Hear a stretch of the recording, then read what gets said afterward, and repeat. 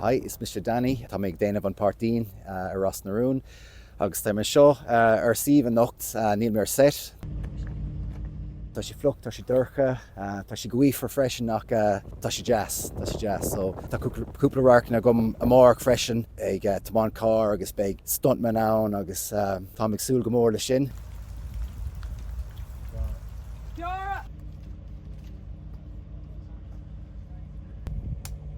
Agus action.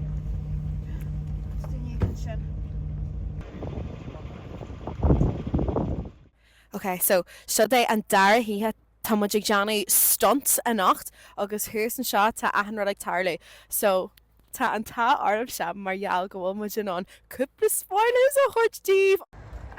Seo spoiler all warnish. Bei Penny builte ag car a nacht.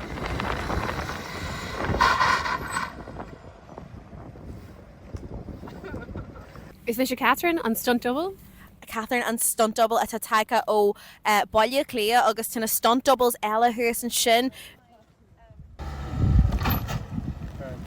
Action!